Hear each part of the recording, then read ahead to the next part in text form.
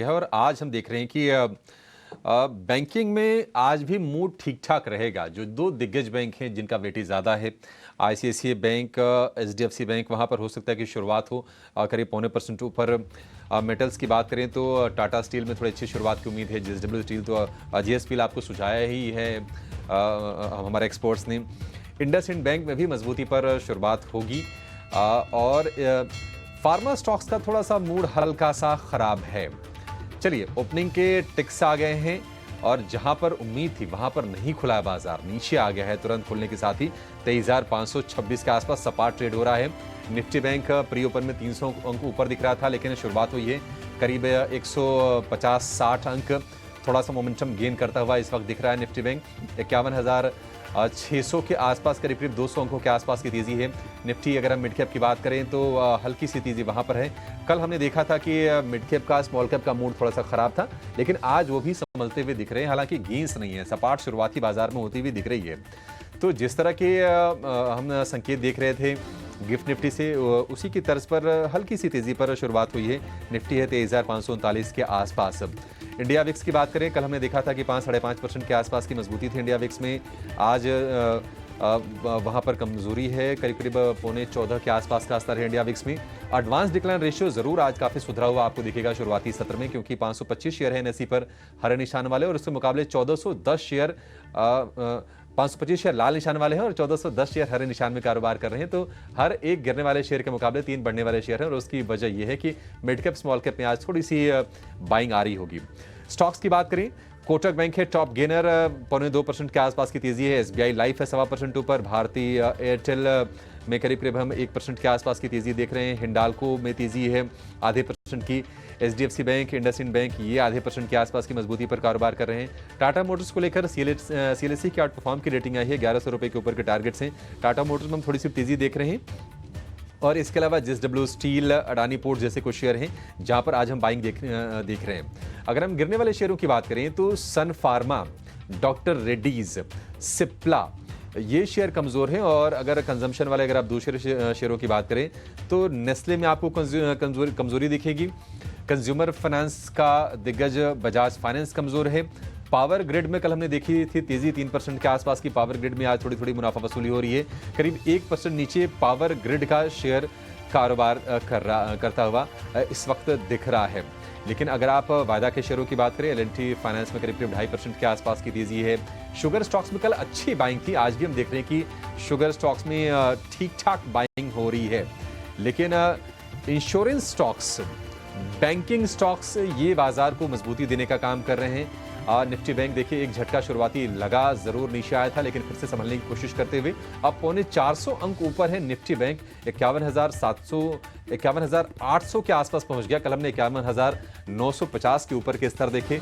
52,000 का वेट हो रहा था, उस दिशा में बिल्कुल बढ़ता हुआ दिखाई दे रहा है। इस बीच पीएनबी हाउसिंग को लेकर जिस ब्लॉक डील की हम चर्चा कर रहे थे, वो ब्लॉक डील हुई है। 8% के डिस्काउंट पर होने की उम्मीद थी। 1.36 करोड़ शेयरों के कई सौदे ब्लॉक लगे हैं।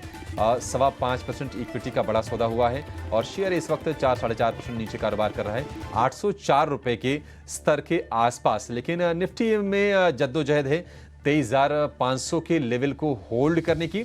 और कल जिस तरह का हमने डाइवर्जेंस देखा निफ्टी और बैंक निफ्टी में, आज भी वो साफ विजिबल है।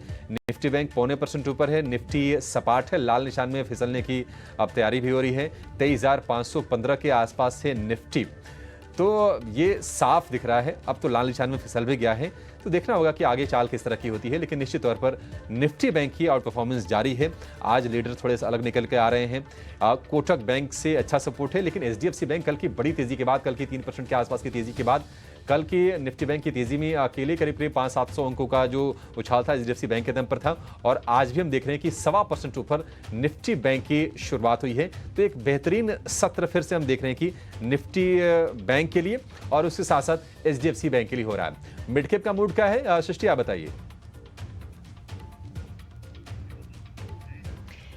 ठीक है। तो अगर मिड कैप और स्मॉल कैप इंडेक्स की बात करें तो वहाँ पे भी एक्शन हम कई सारे स्टॉक्स में देख रहे हैं। हालांकि इंडेक्स में बहुत ज़्यादा तेज़ी नहीं है। देखिए आप स्क्रीन पे देख पा रहे होंगे कि लगभग सपाट ही है, पर इस बीच पीएनबी हाउसिंग यहाँ पे जो है 4% की कमज़ोरी है, क्योंकि आप बता भी रहे थे और स्क्रीन पे भी चल रहा है 5.5% से ज़्यादा के इक्विटी के यहाँ पे सौदे हुए हैं। एचएएल में आज कमज़ोरी है, यहाँ पे 2.5% तक की गिरावट है। हम कल भी आपके लिए एचएएल हाईलाइट कर रहे थे और उसके बाद यहाँ से काफ़ी गिरावट देखने को मिली। आज पीएफसी आरएसी ये दो काउंटर्स पे भी आप ध्यान रखिए।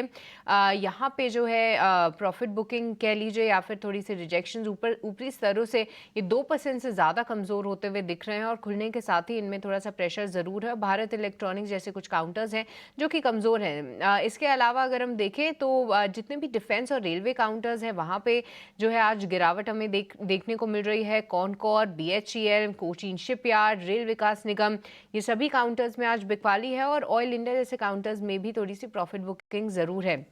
कुछ बढ़ने वाले शेयर्स की बात करें तो ऊनो मिंडा, जैसे कि हमने अपने एक्सपर्ट से भी राय ली थी, किरण का मानना था कि 1100 और 1150 तक के टारगेट्स यहाँ पे आ सकते हैं। 1100 के ऊपर ही खुला है ये काउंटर और उसके बाद अब देखिए 1150 की तैयारी शायद करता हुआ, क्योंकि यहाँ पे 6% की तेजी है। एडवांस एंजाइम एक और काउंटर है जहाँ पे 5% का उछाल है। साथ ही कुछ केमिकल काउंटर्स जहाँ पे लगातार एक्शन देखने को मिल रहा है। तो हिमाद्री स्पेशलिटी और सुदर्शन केमिकल्स पे भी ध्यान रखिए, यहाँ पे भी अच्छी तेजी है। मास फाइनेंशियल्स भी आज खबरों के दम पे एक्शन में था, यहाँ पे 3% से ज्यादा की तेजी है। और डीसीबी बैंक, यहाँ पे मोतीलाल ओसवाल का जो अपग्रेड आया है उसके चलते 3% की यहाँ पे उछाल है और सिटी यूनियन बैंक भी 3.5% ऊपर है। तो ओवरऑल अगर हम देखें तो जी हाँ, ऊपरी स्तरों से जो है इंडेक्स करेक्ट जरूर हुए हैं, पर साथ ही साथ कुछ छोटे मझेलों बैंकिंग काउंटर्स में काफी एक्शन देखने को मिल रहा है और स्पेशलिटी केमिकल्स और केमिकल्स की जो पूरी थीम है वो अभी भी काफी अच्छी तरीके से होल्ड ऑन कर रही है।